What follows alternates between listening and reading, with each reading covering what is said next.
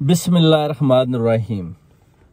जैसे ही आप देखें, मैंने टीवी ऑन किया सुबह तो जियो पर जो खबर चल रही है जी, उधर अपना मरियम नवाज साहिबा जनाब जो खिताब कर रही हैं, जो पाकिस्तान की पढ़ी लिखी खवातीन है, वो सामने बैठी हुई थी। और मैं बड़ा हैरान हुआ। मैंने कहा देखें, ये एक ऐसी औरत जो लोगों की वीडियोस बनाती है, फिर उनको देखती है, फिर वो इस तरह कानों को भी हाथ लगाती है कि मैंने वो वीडियो जो देखी, ये कोई इसके पास कोई एजुकेशन भी नहीं है, कोई इसके पास कोई ऐसा ओहदा भी नहीं है। अभी तक इसने कोई होता है ना, कोई काउंसलर का इलेक्शन जीता हो, बस वो मारूसी सियासत लेकर ऊपर बैठी हुई है। और जो पाकिस्तान की बहुत ही पढ़ी लिखी खवातीन है, वो सामने बैठकर उसकी बातें सुन रही हैं। और वो जो रटे रटाए अल्फाज घर से याद करके आ गई है, कभी बीबी बेनज़ीर शहीद की बातें करती है, कभी वो करती है फातिमा जना की बातें करती है, और उनके साथ अपने आप की मिसालें देती है, और अपनी फोटो फातिमा जना के साथ लगाकर स्टेज पर नीला सूट पहनकर बैठी हुई है और लोगों को बेवकूफ़ बना रही है। मैं सोचता हूँ कि देखें कि ये मुल्क में ये कभी ये अपना पुराना पाकिस्तान बना के बैठी हुई है।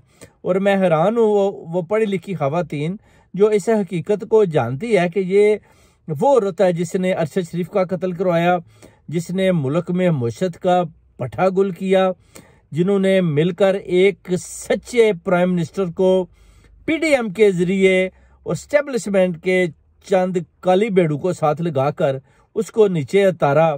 और आज वो जो जनरल बाजवा, आप देखें कि वो कुर्सियों के ऊपर से वो चीज़ें उठा कर सोशल मीडिया पर मैंने देखा कि वो खा रहा था। तो ये हालत इन लोगों की हो गई है, इतना पैसा भी इनके पास आ गया है और ये सोचते हैं कि शायद पैसे के बल पर हम जो है ना हुकूमत कर पाएंगे। और जो अपनी तरफ से कह रही, शायद ये यूथ की बनी हुई है कि मैं यूथ की सरबराही कर रही हूँ, ये यूथ की बनी हुई है। ये अभी आप देखें 55 ईयर की तो ये हो गई है और ये सामने सोच रही है कि मैं यूथ की अपना इनकी हेड बनी हूँ और जितनी भी यूथ की लेडीज़ हैं मैं उनको डायरेक्शन दूंगी। और आप सबको वो बता रही है कि वोट जो है ना जी, आपने किधर और कैसे और कहाँ डालना है। मैं कहता हूँ जी कि ये किस तरह पॉसिबल है कि ये पढ़े लिखे लोग इसकी बातें सुनते हैं पाकिस्तान के अंदर बैठकर, और ये अपनी माएँ बहनें उधर भेज देते हैं ऐसी गंदी औरत के सामने जो नंगी वीडियोस देखती है। पहले तो साफ़ी उनके आगे सवाल करें ना जी, आप ये जो नंगी वीडियोस देखती हैं और फिर आप बोलती हैं कि तौबा तौबा, तो उस पर पहले तो आप खिताब करें ना कि वो क्या है, आपके पास कौन कौन सी वीडियोस हैं, आपने क्या क्या देखा, आपने बाजवा की वीडियोस देखी, उसके बारे में बताएं, फिर आप खिताब करें। आप ये रटे रटाए अल्फाज लेकर इधर आ जाती हैं और कौम को बेवकूफ़ बनाती हैं। तो आप समझती हैं कि ये जो यूथ है या ये जो पढ़ी लिखी खवातीन है, ये आपकी बातें सुनकर वोट दे देंगे। ये किसी तरह भी मुमकिन ही नहीं कि आपको ये यूथ वोट दे। ये वो आ गई हैं, शायद उनको वर्गला कर उधर लाया गया है कि आप ज़रा खिताब सुने, या उनको क्या झांसा दिया गया है। जो मैंने उधर से पता करवाया है कि चंद खवातीन कह रही हैं कि हमें तो ये बताया नहीं है कि इधर मरियम आ रही है, हमें तो बताया गया जी इधर कोई चैरिटी प्रोग्राम हो रहा है और बहुत बड़ा प्रोग्राम है और आप उधर तशरीफ़ लाएं और डोनेशन दें। तो उसके बाद जब हम बैठे हुए थे और तो अचानक ये साहिबा जो है नीले जोड़े में नमूदार हुई और उधर आकर स्टेज के ऊपर चढ़ गई। तो उन्होंने ज़रा डोर शोर पहले बंद कर ली और ज़बरदस्ती हमें इस बेवकूफ़ की तकारीरें सुननी पड़ी और अपना कीमती टाइम, पाकिस्तान का जो टाइम है वो सारा इसने हमारा ज़ाया कर दिया। और हम बड़ी कंफ्यूज हुई बैठी हुई थी कि ये कौन सी लेडी इन्होंने हमारे सामने ला कर ये बिठा दी है और ये जो अपने आप को फातिमा जना की मिसालें दे रही है, बेनज़ीर भुट्टो शहीद रानी की मिसालें देकर अपने आप को उनके साथ जोड़ने की कोशिश कर रही है और बता रही है कि कैसे उन्होंने जुल्फ़िकार अली भुट्टो का कैसे साथ दिया और मैंने मियां मोहम्मद नवाज शरीफ साहब का कैसे दिया। उन्होंने तो साथ दिया, चले उन्होंने तो काफ़ी उधर शातें भी हुई, उन्होंने तो चले मुल्क कौम की हिदमत भी की, उन्होंने कोई इस तरह जुल्फ़िकार अली भुट्टो ने तो कोई चोरी डाके या बीबी बेनज़ीर ने तो नहीं मारे, तो जरदारी ने तो चलो मारे मिस्टर 10%, उसकी तो सियासत की वजह बनी बीबी बेनज़ीर भुट्टो शहीद। अगर उसकी शादी उनसे ना होती तो आसिफ अली जरदारी ने उधर ही सिनेमा पर टिकटें बेचते रह जाना था, इसलिए उसने बीबी बेनजीर भुट्टो की शहादत करवा कर बाद में वो खुद प्रेसिडेंट आकर वो पार्टी के ऊपर मुसल्लत हो गया और पार्टी के इस तरह उसने पीपल पार्टी के टुकड़े टुकड़े कर दिए। अरशाद महमूद कुरैशी के अलावा तजाज हसन और दूसरे सारे भी उस पार्टी से भाग चुके हैं। अभी बस उधर वो जो रह गए हैं वो किसी ना काम के, ना वो किसी के काम आएंगे, ना इनके साथ कोई है, ना कोई पंजाब में ये किसी किस्म के पंजे गाड़ सकी है पीपल पार्टी। सिर्फ सिंध की हद तक ये लगे हुए हैं। उधर भी आपने राजनपुर में देख लिया कि बुरी तरह से इन्होंने उधर भी मार खाई है।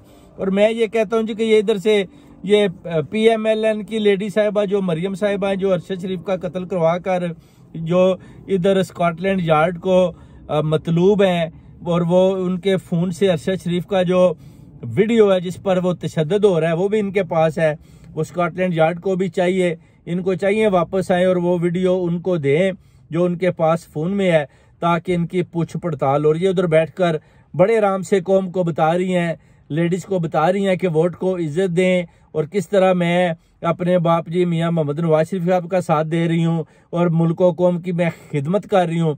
उधर आसिफ अली जरदारी कह रहा है कि मुल्क का तो जनाब पठा गुल हो चुका है, वो तो डिफॉल्ट हो चुका है। फिर भी कोई बात नहीं, अगर वो डिफॉल्ट हो भी जाता है तो कंट्रियां डिफॉल्ट भी होती हैं। ये देखें अभी एक और गेम चल रही है कि ये कल को न्यूक्लियर भी वो उनके हवाले युद्धियों के हवाले कर देंगे और बोलेंगे जी कि अभी तो हमारे पास पैसे नहीं है, हमें तो न्यूक्लियर की भी जरूरत नहीं है, हमें तो कोई चीज नहीं चाहिए, हमने इसको डेफिनेटली अमेरिका के या ऐसे इदारों के हवाले कर देना है कि हमें तो बस पैसा चाहिए, हमने अपना कर्ज उतारना है। उसके बाद कौम जाने, चाहे उनको आकर कोई भी अंदर आकर छितरोल करे, तो इनको तो इसकी जरूरत ही नहीं है। इसलिए वो ऐसे बयानात देते हैं कि मुल्क का दिवालिया निकल भी चुका है तो कोई प्रॉब्लम नहीं, हर मुल्क फिर उठ जाएगा। कैसे उठ जाएगा?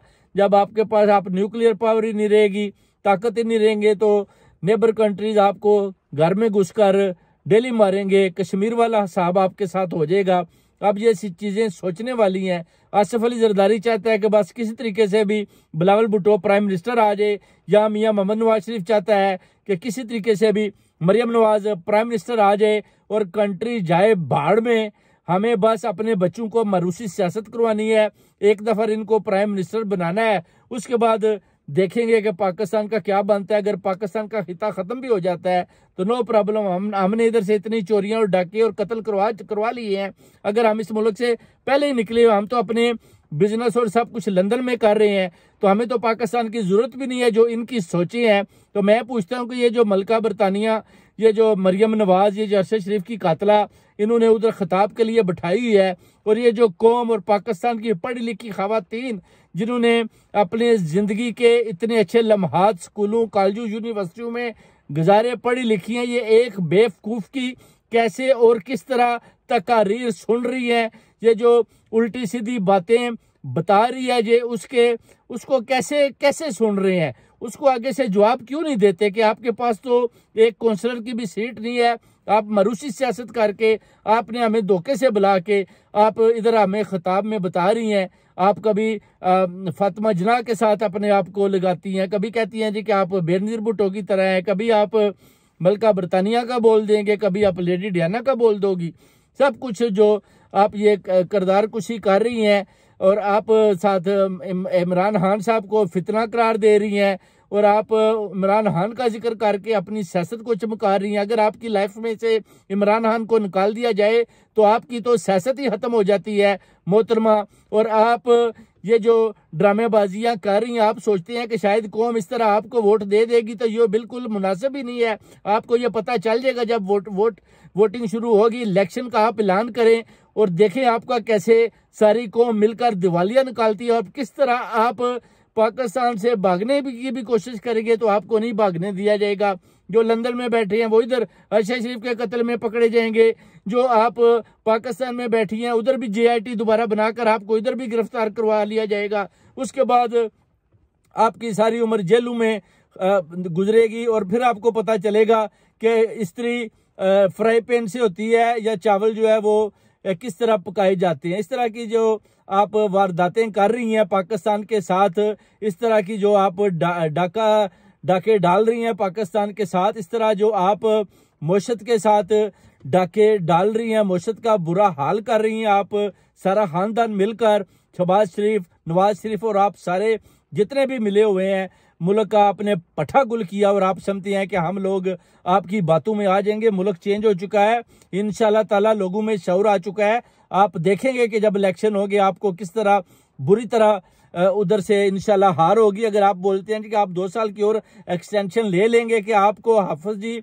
और एक्सटेंशन दे देंगे, तो ये हम किसी सूरत नहीं होने देंगे। ये हम आपको बार बार बता रहे हैं, इसलिए आप बाज आ जाएं अपनी ड्रामेबाजियों से। आप इलेक्शन की तैयारी करें, जो ऐलानात इलेक्शन के हो चुके हैं, जो ताब बंदियाल ने ऐलान किया हुआ है, आपने उसको फॉलो करना है। इलेक्शन करवाने, अगर आपने इलेक्शन ना करवाए तो पूरा लंदन हम बंद कर देंगे, कौम पूरा पाकिस्तान बंद कर देगी और इमरान खान को दोबारा प्राइम मिनिस्टर की चेयर पर बिठाया जाएगा और आपको गिरफ्तारों से पकड़कर नीचे फेंका जाएगा। फिर देखेंगे कि कौन हाफिज जी और कौन आकर आपकी हेल्प करता है। ये डेमोक्रेटिक पार्टी नहीं है, बल्कि आप एक टेररिज्म और असैसिनेटिंग को आप लोग फरोग दे रहे हैं। इसलिए आप बाज आज अपने हाथ कंडू से बार बार ओवरसीज कम्युनिटी आपको वार्न कर रही है, जजों को भी वार्न कर रही है कि इमरान खान के आप ऊपर हाथ जरा कम रखें। खान साहब ने कल को प्राइम मिनिस्टर आ जाना है, तो आप सबको भागने के रास्ते नहीं मिलेंगे। उसके बाद आप बोलेंगे जी हमें बचा लें।